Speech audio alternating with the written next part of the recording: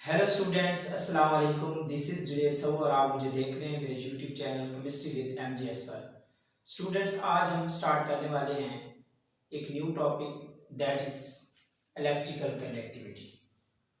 What is mean by electrical conductivity? Electrical conductivity is the movement of electrons. It is the movement of free electrons or free ions. Basically, electrical conductivity is the flow of electrical current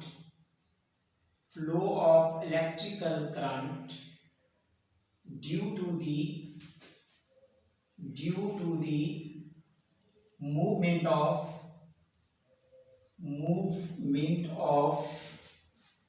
free electrons or ions. Free electrons और ions की movement की वजह से जो current produce होता है इसको कहा जाता है इलेक्ट्रिकल कंडक्टिविटी. तो इलेक्ट्रिकल कंडक्टिविटी के लिए टू कंडीशंस हैं. फर्स्ट कंडीशन ये है कि किसी भी मेटल के वैलेंस शेल में फ्री इलेक्ट्रॉन्स होने चाहिए. किसी भी मेटल के वैलेंस शेल में क्या होना चाहिए? Free electrons. और इसके अलावा किसी भी मेटालिक लैटिस में फ्री क्या होने चाहिए? Free movement of ions. तो आयंस की मूवमेंट होनी चाहिए. तो ये दो कंडीशंस हैं. अगर इन दोनों में से कोई एक कंडीशन फुलफिल हो रही होती है तो देन वो जो एलिमेंट होता है, जो कंपाउंड होता है, वो इलेक्ट्रिकल कंडक्टिविटी शो करता है. तो देखते हैं कि कौन कौन से ऐसे एलिमेंट हैं पीरियोडिक टेबल में कि जो इलेक्ट्रिकल कंडक्टिविटी शो करते हैं और उनका पीरियड में और ग्रुप में क्या ट्रेंड है. तो सबसे पहले हम डिस्कस कर लेते हैं पीरियोडिक ट्रेंड कि पीरियड में एलिमेंट्स का इलेक्ट्रिकल कंडक्टिविटी कैसा बिहेवियर है उनका एलिमेंट्स का. तो हम बात कर लेते हैं पीरियड में. लेट कर लेते हैं this is the third period के पीरियड में भी जो इलेक्ट्रिकल कंडक्टिविटी का ट्रेंड है वो कोई रेगुलर ट्रेंड नहीं है. इलेक्ट्रिकल कंडक्टिविटी थर्ड ग्रुप तक जो है ना वो इंक्रीज होती है और उसके बाद फिर डिक्रीज होना स्टार्ट हो जाती है.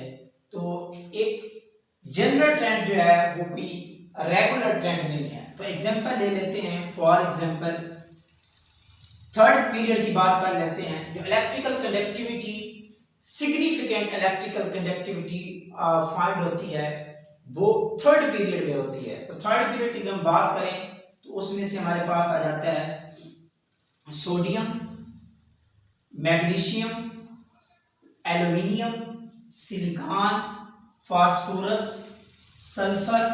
Sulphur then chlorine and then argon. This is the third period. कौन सा पीरियड है? Third period. तो अगर हम बात करें पीरियड में तो कुछ इस तरह है कि सोडियम से लेकर एल्युमिनियम तक यानी कि first A group, second A and third A group तक इलेक्ट्रिकल कंडक्टिविटी इंक्रीज होती है.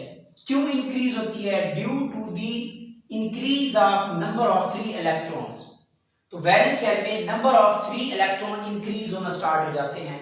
लाइक सोडियम में एक इलेक्ट्रॉन होता है, मैग्नीशियम में 2 इलेक्ट्रॉन होते हैं, एल्युमिनियम में 3 इलेक्ट्रॉन होते हैं जो कि फ्रीली होते हैं. इसी तरह सिलिकॉन में फिर कम हो जाती है. इसके बाद जो हमारे पास पी ब्लॉक से बिलोंग करते हैं जो कि क्या है? नॉन मेटल्स हैं. These elements are called non metals. तो इनमें जो इलेक्ट्रॉन्स की फ्रीली मूवमेंट नहीं है जिनकी वजह से यहाँ इलेक्ट्रिकल कंडक्टिविटी क्या करना स्टार्ट कर देती है? एक डिक्रीज आना स्टार्ट हो जाता है. तो इलेक्ट्रिकल कंडक्टिविटी इंक्रीज होती रहती है, एल्युमिनियम तक मैक्सिमम चली जाती है और सिलिकॉन में फिर कम होना स्टार्ट हो जाती है. क्यों कम होना स्टार्ट हो जाती है? क्योंकि सिलिकॉन के पास वैलेंस शेल में 4 इलेक्ट्रॉन्स हैं और वो 4 के 4 बॉन्डेड फॉर्म में है, टेट्राहेड्रल फॉर्म में स्ट्रक्चर बनाते हैं जिसकी वजह से इनकी इलेक्ट्रिकल कंडक्टिविटी डिक्रीज होना स्टार्ट हो जाती है. और after this phosphorus, sulphur, chlorine, argon इनमें क्या होता है? कोवेलेंट नेटवर्क होता है, मॉलिक्यूलर फॉर्म में होती हैं और इसमें इलेक्ट्रॉन फ्रीली मूव नहीं करता, बाउंडेड फॉर्म में होता है, जिसकी वजह से इलेक्ट्रिकल कंडक्टिविटी एकदम डिक्रीज करना स्टार्ट कर देती है। तो अगर हम इसकी ग्राफिकल वे में बात करें तो कुछ इस तरह इसको रिप्रेजेंट किया जा सकता है ग्राफिकल फॉर्म में। इलेक्ट्रिकल कंडक्टिविटी और यहां से हम ले लेते हैं इनकी एटॉमिक नंबर, क्या ले लेते हैं, एटॉमिक नंबर ऑफ एलिमेंट्स। तो आप देखें कि सोडियम के बाद होता है मैग्नीशियम, मैग्नीशियम के बाद aluminium maximum, sodium magnesium aluminium, aluminium के बाद एकदम जो है ना वो सिलिकॉन की कम होना स्टार्ट हो जाती है, क्या होना स्टार्ट हो जाती है, कम होना स्टार्ट हो जाती है, और उसके बाद फास्फोरस की फर्दर कम होती है, फास्फोरस की, देन क्लोरीन, और फिर सबसे कम जो होती है वो नोबल गैस आर्गन की होती है, जिसके पास बिल्कुल कोई चांस नहीं है फ्री इलेक्ट्रॉन का। तो लीस्ट जो इलेक्ट्रिकल कंडक्टिविटी होती है वो नोबल गैस की होती है, और 5th और 7th ग्रुप के एलिमेंट्स होती है। तो ये है थर्ड पीरियड की, this is the graphical representation of electrical conductivity, जिसमें जो मैक्सिमम है वो किसकी है, एल्यूमिनियम की है। तो ये नोट कर लें, क्यों मैक्सिमम है, क्योंकि एल्यूमिनियम के पास maximum number of free electrons हैं इन द वैलेंस शेल, जिसकी वजह से वो मूव करता है। ये तो इलेक्ट्रिकल कंडक्टिविटी है कि जितना लूजली पैक्ड इलेक्ट्रॉन होगा, वैलेंस इलेक्ट्रॉन होगा, वहां से उसको रिमूव करना, वहां से उसको एक्सपेल करना उतना इजी हो जाता है, और वो इलेक्ट्रिकल कंडक्टिविटी शो करता है, जो कि किसके पास प्रॉपर्टी है, मेटल्स के पास। तो दैट्स रीजन कि metals are the conductor of electricity, but non metals क्योंकि इनके पास फ्री इलेक्ट्रॉन नहीं होता, they are the non conductor of electricity. तो ये है द थर्ड पीरियड। इसी तरह क्योंकि ये थर्ड पीरियड में सिग्निफिकेंट होती है इलेक्ट्रिकल कंडक्टिविटी। और अगर हम बात करें सेकंड पीरियड की, तो उसमें भी कुछ इस तरह ही का ट्रेंड होता है, लेकिन सेकंड पीरियड के केस में जो इलेक्ट्रिकल कंडक्टिविटी होती है as compare to the third period elements वो लेस होती है। सेकंड पीरियड में जो सेकंड पीरियड के एलिमेंट्स हैं उनके ग्रुप के जो टॉप उनकी इलेक्ट्रिकल कंडक्टिविटी लेस होती है as compare to the third period. इसलिए थर्ड पीरियड के एलिमेंट्स की इलेक्ट्रिकल कंडक्टिविटी सिग्निफिकेंट होती है मेटल्स की। इसको अच्छे तरीके से देखा जा सकता है और पढ़ा जा सकता है। तो सेकंड पीरियड की अगर हम बात करें तो इस केस में भी कुछ इस तरह का ग्राफ आता है। सेकंड पीरियड में हमारा फर्स्ट एलिमेंट है lithium, then beryllium, then boron, boron के बाद फिर कार्बन की काम हो जाती है, क्या हो जाती है, कार्बन की, कार्बन के बाद फिर जो है ना वो नाइट्रोजन, नाइट्रोजन के बाद ऑक्सीजन, ऑक्सीजन के बाद फ्लोरीन, फ्लोरीन के बाद क्या होती है, नियोन। तो इस तरह का एक ट्रेंड है। तो मैक्सिमम सेकेंड पीरियड में भी किसकी इलेक्ट्रिकल कंडक्टिविटी होती है, वो होती है बोरॉन की, क्या होती है, बोरॉन की। और उसके बाद कार्बन की भी थोड़ी सी ड्रॉप होती है, लेकिन कार्बन के केस में भी 2 टाइप्स होती हैं। अगर हम कार्बन की बात कर लें इस केस में, तो कार्बन की 2 मेन फॉर्म्स हैं। एक होता है diamond form in the form of diamond, और सेकंड फॉर्म है जिसको कहा जाता है ग्रेफाइट। वेरी इंपॉर्टेंट, यहां से एमसीक्यू कई बार एग्जाम में आ चुकी है, एमकैट में भी और पीपीएससी के लेक्चरशिप में भी।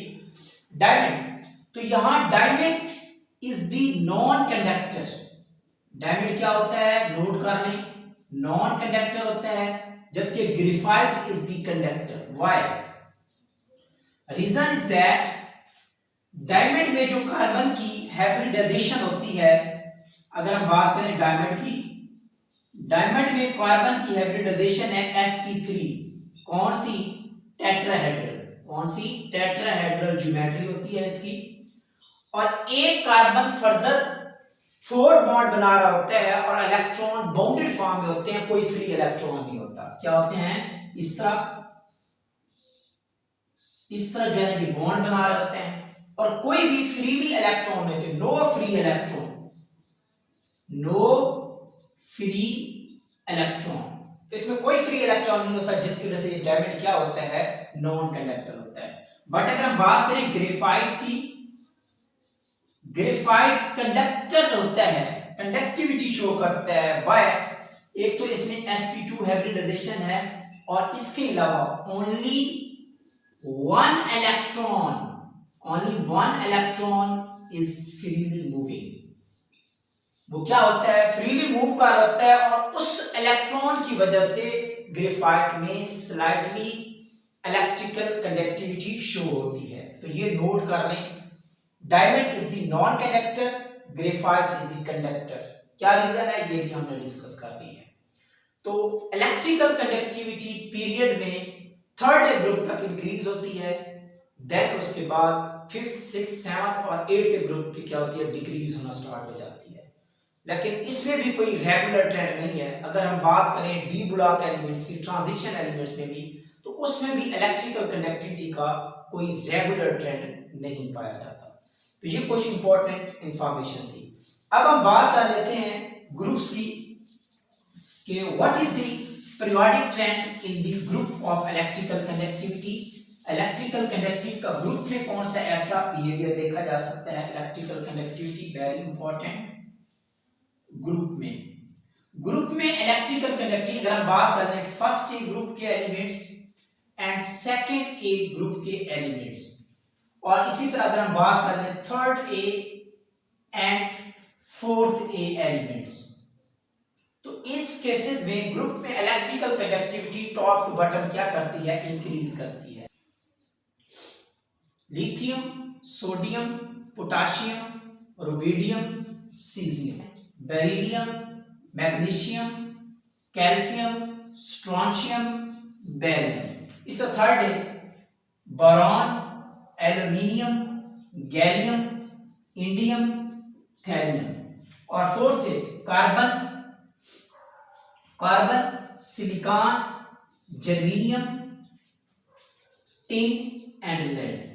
तो इस केस में देखें top to bottom electrical conductivity increase करती है due to the increase of size increase होने की वजह से इनकी जो इलेक्ट्रिकल कंडक्टिविटी है वो क्या करती है, electrical conductivity increases from top to bottom.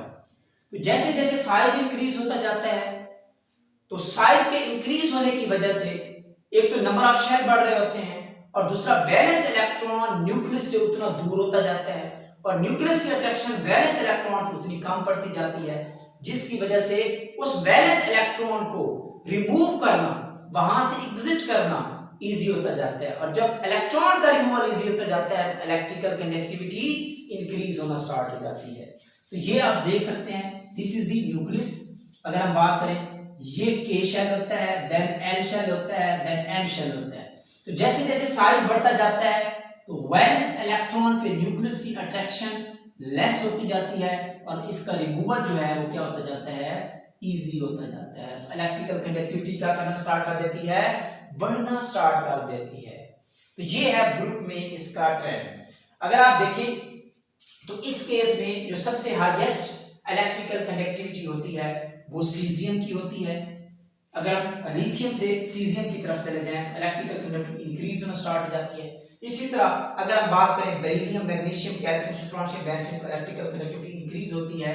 और इसी तरह कार्बन में आ जाएं तो टिन और लेड जो कि मेटालिक कैरेक्टर इसमें आ जाता है और इलेक्ट्रिकल कंडक्टिविटी फर्दर इंक्रीज हो जाती है as compare to the carbon and silicon.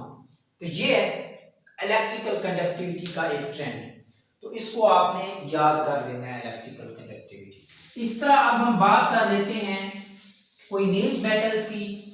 अगर क्वेश्चन आ जाता है कि क्या कोई ऐसा एलिमेंट है जो पीरियोडिक टेबल में having the maximum electrical conductivity, yes, वो है कोई नीच मेटल्स जो कि फर्स्ट बी से बिलोंग करती हैं, ट्रांजिशन एलिमेंट्स हैं। कोई नीच मेटल जो सिक्के बनाने के लिए काम आती है, कौन सी, कोई नीच मेटल्स। कोई नीच मेटल्स की पीरियोडिक टेबल में they have the extra ordinary electrical conductivity. Very important, ये क्वेश्चन एग्जाम में काफी बार आ चुके हैं, नोट कर लें इसको अच्छे तरीके से। कोई नीच मेटल कौन कौन सी हैं, फर्स्ट बी ग्रुप के elements copper, silver, gold. These are the coinage metal, copper, silver, gold. और इनकी जो इलेक्ट्रिकल कंडक्टिविटी होती है very very high, very very है। ये अल्कली और अल्कलाइन अर्थ मेटल से भी इनकी इलेक्ट्रिकल कंडक्टिविटी हाई होती है। किससे? ये जो फर्स्ट बी की हैं, फर्स्ट बी एलिमेंट्स की जो इलेक्ट्रिकल कंडक्टिविटी होती है वो first A and first B and second A and third A के एलिमेंट से भी इसकी क्या होती है? ग्रेटर होती है, एक्स्ट्राऑर्डिनरी। और इसमें से भी एग्जाम में काफी बार क्वेश्चन आ चुका है, नोट कर लें। हाईएस्ट इलेक्ट्रिकल कंडक्टिविटी किस एलिमेंट की होती है पीरियोडिक टेबल में? वो होता है सिल्वर। क्या होता है? सिल्वर। तो इसका ट्रेंड देख लें, सिल्वर की सबसे ग्रेटर होती है, then copper and then gold. ये ट्रेंड आप नोट कर लें। इसमें काफी सारी कंफ्यूजन आती है, क्वेश्चन आता है तो ये ऑप्शन देता है तो कुछ लोग कॉपर को सिलेक्ट करके आते हैं, कुछ गोल्ड को करके आते हैं, कुछ सिल्वर को। तो नोट कर लें, सिल्वर एक ऐसा एलिमेंट है which has the maximum electrical conductivity than its member and also it has the maximum electrical conductivity in the periodic table। तो ये था जी आज का हमारा लेक्चर इलेक्ट्रिकल कंडक्टिविटी पे। तो इसको नोट्स कर लें अच्छा सा, इसको नोट कर लें, अच्छे से नोट्स बना लें। तो अब इजाजत दीजिए, अल्लाह।